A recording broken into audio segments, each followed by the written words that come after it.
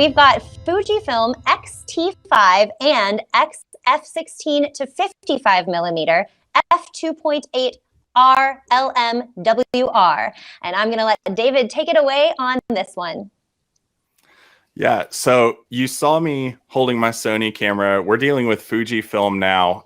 Really comparable in size when I held up my other camera versus this one. So very close in size when we're talking about the mirrorless systems that we're looking at. So Tamron, Sony and Fujifilm. But what I love about the XT5 is it's actually lighter than the Sony. And you're saving a little bit of weight in your camera bag using this camera. Now, a lot of photographers, especially in the outdoor field, are switching over to Fujifilm because of the products that they're coming out with. So lighter weight, because this is a crop APS-C sensor, which a lot of people are like, hey, why would you go from full frame back to APS-C? The files that this camera makes are phenomenal, easily comparable to a full frame when you're talking about how good of a quality that they actually are when you're editing those on your computer.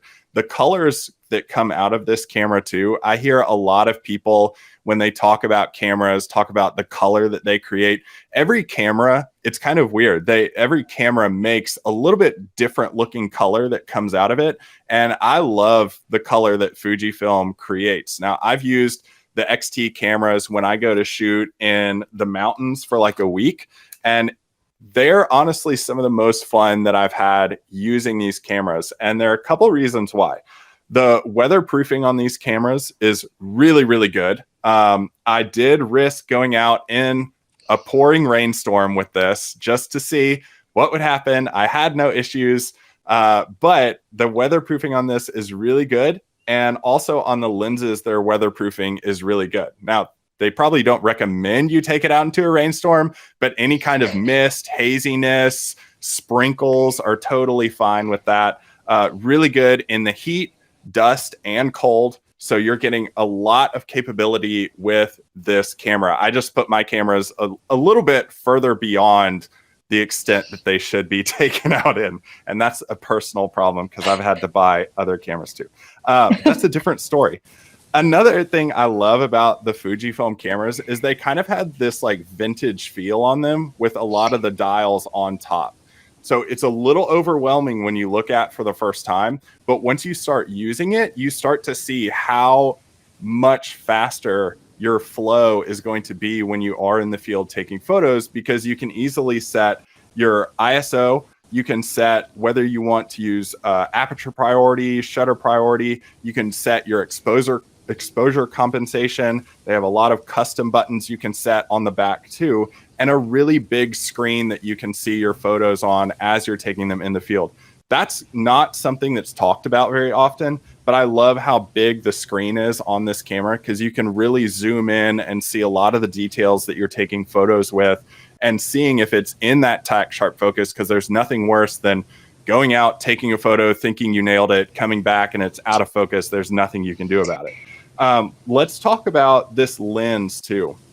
Fuji lenses have always been really, really good. Top-notch glass that they have, and it's because of the amount of glass and the quality of glass that they put throughout these lenses.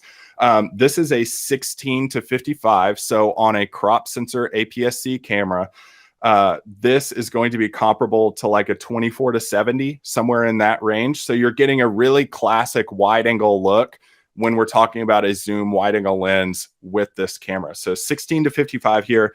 Another thing that I love about Fuji lenses is that they allow you to set your aperture on the actual lens dial. So instead of going into your camera, going through your camera menu, looking at it on the back of the screen, I've had several cameras. This is probably why you shouldn't take them out in rainstorms. I've had so many cameras where the back screen actually died on me, and I had to set everything by looking in the little window that you look in, the viewfinder.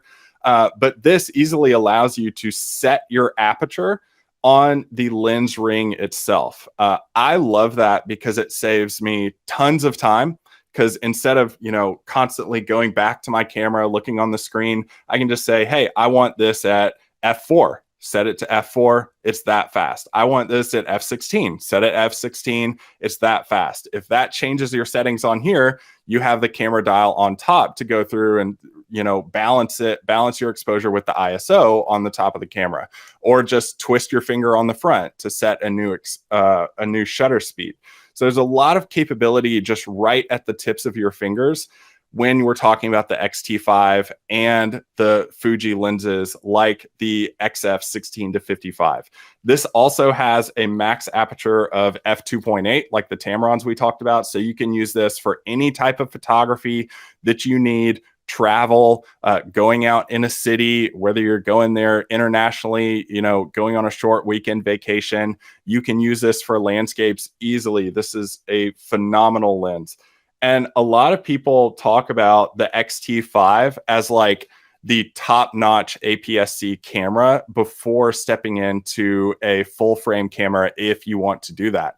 I've actually seen a lot of photographers go back to APS-C because of the quality that this camera produces. So it's a really good one to use and very functional. You don't really have to learn. There's not that high learning curve when you get this camera. There's not that confusion when you open it up and look at the menu for the first time. Everything, like I said, is at your fingertips, and you can easily access everything right the first time that you go out and shoot. So really high quality camera that you can use.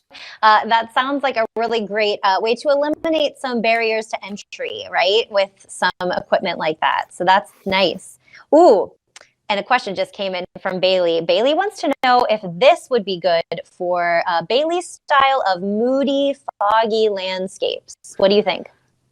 Yeah, definitely. A lot of times when you're dealing with fog, you get that moisture in the atmosphere that you don't want to get in your camera, but the weatherproofing on this will definitely, you'll have no issue with that. And creating like these moody, foggy, I take photos in the Smoky Mountains all the time, and I've taken cameras like this, the XT5, XT30 out with me, and it created beautiful images when I was out shooting in those conditions.